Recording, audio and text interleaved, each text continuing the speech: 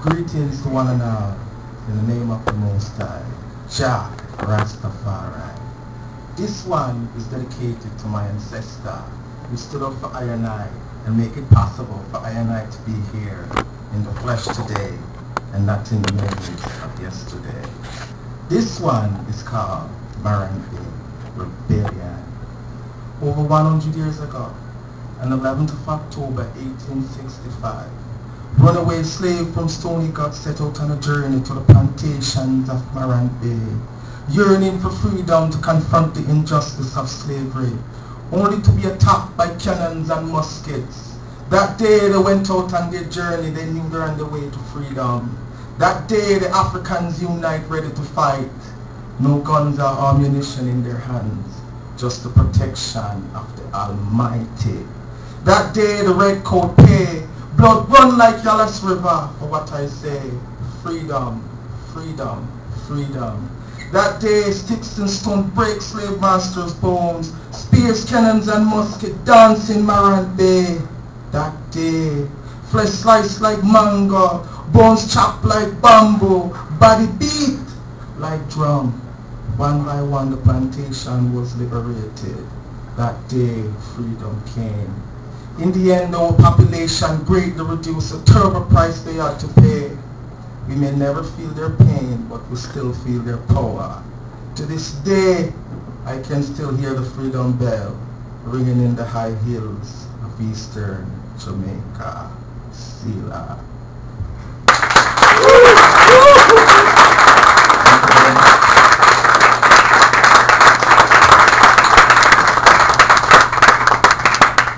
Two reasons why I wrote that poem.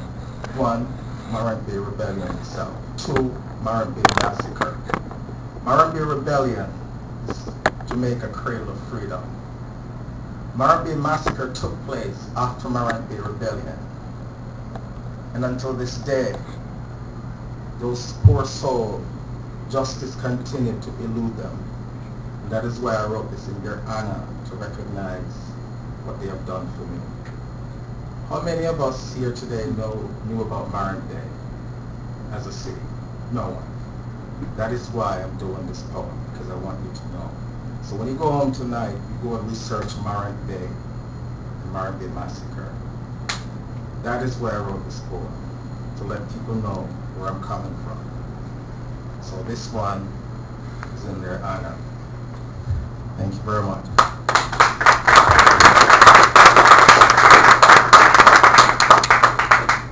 This one I'm about to do,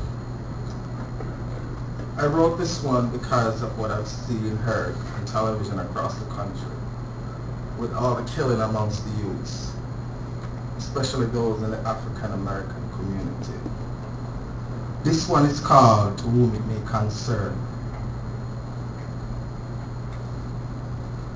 No one talk about roots and culture, no one.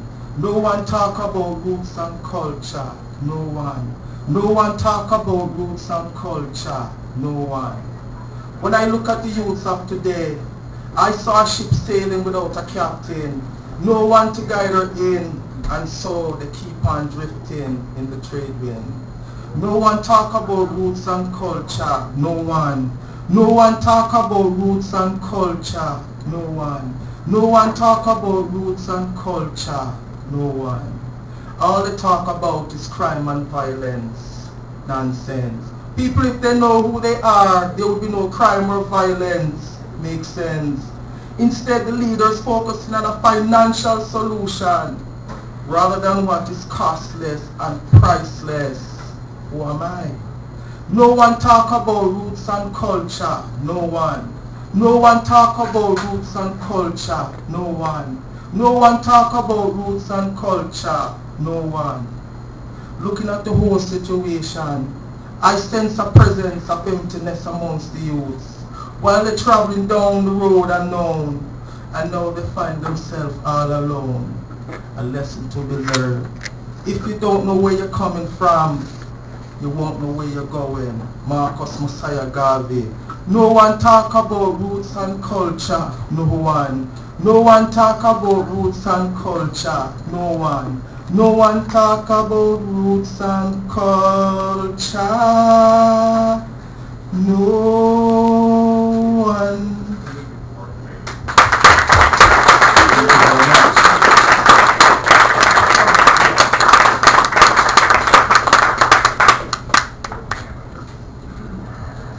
People, I don't consider myself a poet. I'm a cook, not a poet. I write on my spare time.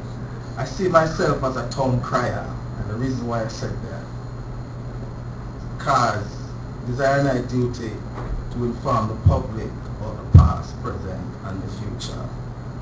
That is why I write. I'm not a poet. I'm a cook. So, this next one that I wrote, I can't imagine why my grandparents would be asking these questions. And that is where I wrote it. I'll elaborate a little bit after I finished. But I want one to understand the material that I write is not to discommode, incite, or divide. It's to educate, uplift, and inspire your mind. Remember, let's back up. No one in here ever heard of Marabé before. That is why I'm doing what I'm doing, is to inform the public about where I'm coming from. This poem, I wouldn't say it's non-fiction, but in some sense I can put myself back in time and connect with my grandparents and hear them talking. I'm speaking for those who spoke for I. I'm speaking for those who can't speak. This one is called Question from I, Ancestor, 21 Mississippi Why. 21 Mississippi Why is a state of mind. Mississippi why for so many years it made us cry. Mississippi why 4 young girls have to lose their life. Mississippi why 3 civil rights activists have to die. Mississippi why segregation in the courthouse. Mississippi why did you execute Jim Crow's law. Mississippi why the bombing. Mississippi why the lynching. Mississippi why the beating. Mississippi why Southern justice. Mississippi why we didn't have the same equal rights to vote. Mississippi why so many have to suffer. Mississippi why the magnolia tree refused to testify. Mississippi why you couldn't see the light. Mississippi why you wasn't there for us. Mississippi why you didn't see the fear in our eyes. Mississippi why nothing to show for all those years. Mississippi why so many went to jail. Mississippi why some never made bail. Mississippi why, Mississippi why, Mississippi why.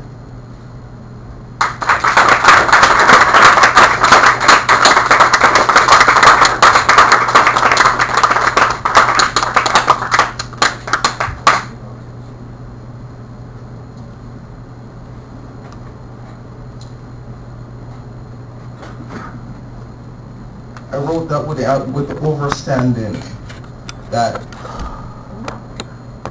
somewhere along the line, my grandparents was asking this question. I can't imagine why they wouldn't be asking this question. And what they have done for me, the least I can do as the children is to speak on their behalf in a respectable way that both of us can agree on and understand what I'm writing. So that is why I wrote 21 Mississippi Why. Now the final one I'm going to do is called Word of a Man at Stony Gut. Stony Gut is a slave stronghold in eastern Jamaica. That's where my grandparents come together and plan to march on Marab Bay. And that's how Marab Bay Rebellion came about. I can honestly say right here, if it wasn't for Marab Bay Rebellion, I wouldn't be here. So I dedicate this one to all the leaders who kept my people together and focused and march on Morabbe. This one is called Word of a Man at Stony God. Africans, look at I. You see that mountain over there? Someday, somehow, we're going to climb that mountain top. Man, when we get there, we're going to testify. We're going to let him have it. That man, that old man, he's got us working here with big cotton, we cut sugar cane, we load the banana boat. For years in the sun and the rain, all we gain is pain. That man show us no mercy. Africans, I promise you, say, freedom, freedom, freedom will come one day. I'm living that day today. Thank you very much.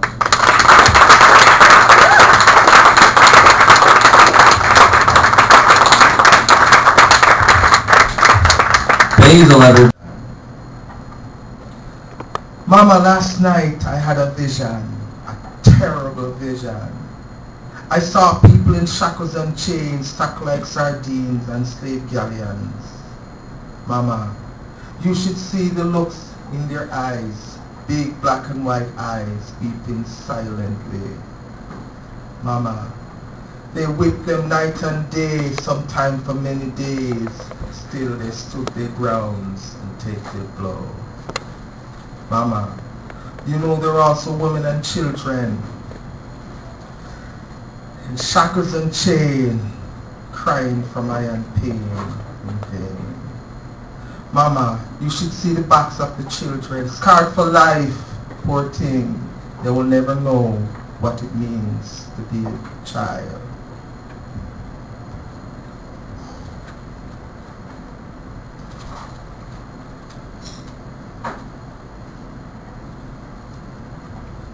Mama, from birth to grave, many never get to inhale the breath of freedom that they so crave. Mama, I saw with these two eyes, man, women and children working on plantation as far as the eyes could see. Mama, they work 24/7 without pay, slaving away in a place called Maran Bay, cultivating bananas and cutting sugar cane in sunshine or rain. Mama, I saw people being auctioned off to the highest bidder. Son, that vision sounds familiar. See you now.